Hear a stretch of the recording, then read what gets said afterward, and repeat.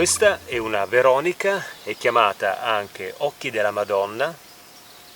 ed è stata la mia amica Margherita a farmi vedere questa pianta.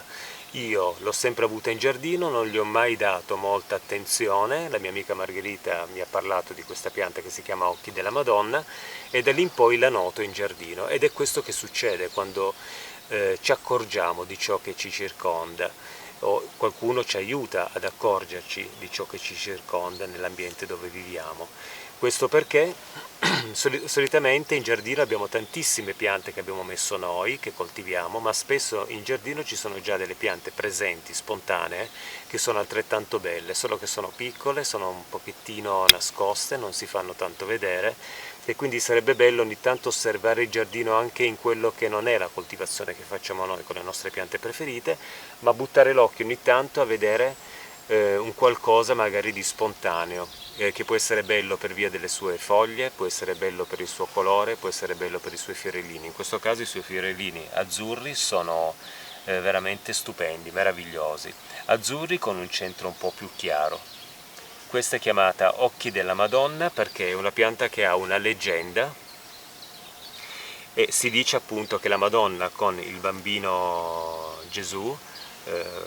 camminavano alla ricerca di acqua, perché Gesù, questo piccolo bambino, aveva tanta sete, e la Madonna, non trovando acqua, si accorse poi che su un fiore c'era all'interno una piccola goccia d'acqua, ed era questo fiore.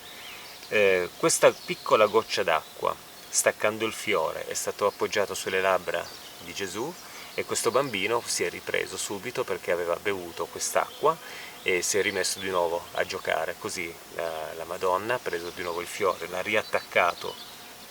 sullo stelo,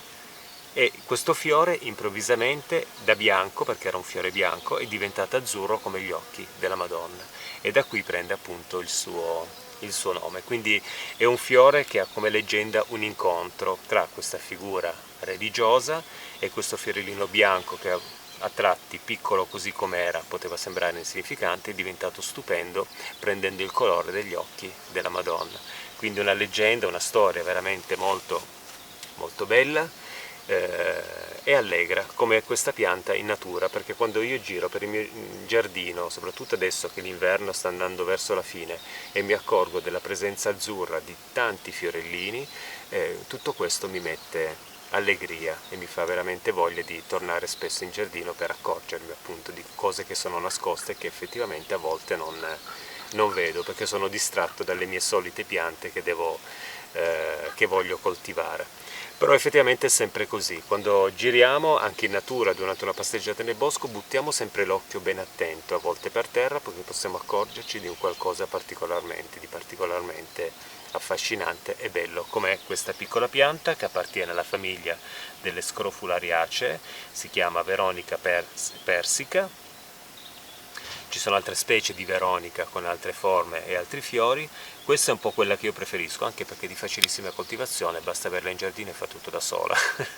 Quindi non c'è bisogno, e non è mai stato bagnata, anzi qui viene spesso decespugliato, lei rispunta con i suoi fiori, e quindi è una pianta in giardino da avere assolutamente, perché colonizza con il suo colore azzurro il giardino e non richiede alcun tipo di manutenzione. Credo che il terreno che lei ami è un terreno leggermente acido, almeno questo è un terreno abbastanza acidino, diciamo, è abbastanza compatto, un terreno anche a tratti molto argilloso, in alcuni punti veramente molto argilloso, ma è una pianta che sopporta bene, secondo me, qualunque terreno. Alcuni piccoli dati su questa pianta: è una pianta appunto, come dicevo, della famiglia delle Scrofulariacee, si chiama Veronica persica, cresce ad un'altezza di 10 cm e la sua dimensione finale è un po' illimitata, nel senso che può essere divisa poi col decespugliatore per caso, comunque vedo che lei si distribuisce nel terreno, anche 30, 40, 50 cm di larghezza, ma secondo me può continuare anche oltre, perché è una pianta con i suoi fusti che colonizza appunto alcune parti del giardino. Questa, tra l'altro, adesso qui apro un capitolo che io non sono un esperto in materia, quindi lo dico perché appunto l'ho letto in un libro, so che questa pianta viene utilizzata in questo modo, però facciamo sempre molta attenzione con ciò che noi raccogliamo in natura da utilizzare come tisano o altri rimedi casalinghi. Bisogna prima chiedere sempre un parere ad un erborista esperto o anche al proprio medico sull'utilizzo delle piante che vogliamo fare, anche perché non ne conosciamo bene la quantità da poter prenderne. Comunque questa è una pianta che viene utilizzata anche per combattere la tosse, quindi in associazione con altre piante balsamiche, lei non è balsamica ma associandola con piante balsamiche raccolte si ottiene appunto un infuso, credo anche delle tisane, si possono fare anche delle tisane adatte appunto per combattere questi periodi in cui abbiamo magari la tosse. Ripeto, quando io parlo di questo nei miei video, visto che non sono un esperto, mi raccomando, chiediamo sempre informazioni ad un erborista, un medico, una persona che ci può dare un qualcosa di fermo come informazione, che non sia un po' vaga. Io non sono appunto un esperto in materia, quindi le mie informazioni sono un po' su quelle che arrivano appunto dai libri di lettura per poter parlarvi anche dell'utilizzo di una pianta.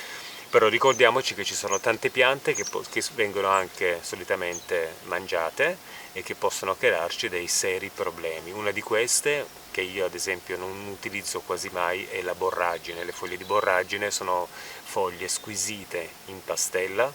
ma la borragine ha un potere tossico sul fegato altissimo e quindi anche in modeste quantità può creare dei danni al fegato, quindi facciamo attenzione nell'utilizzo delle foglie di borragine. Secondo me se in un anno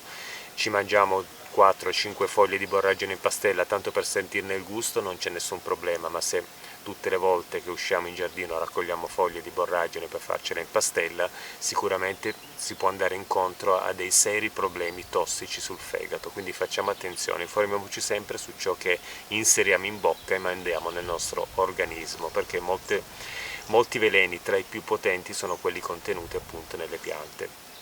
Per fare un altro esempio, la bietola, questa pianta coltivata nell'orto,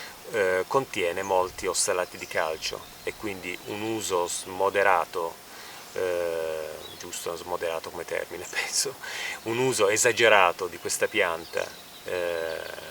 in cucina può creare nel tempo dei problemi ai reni come accumulo di questi cristalli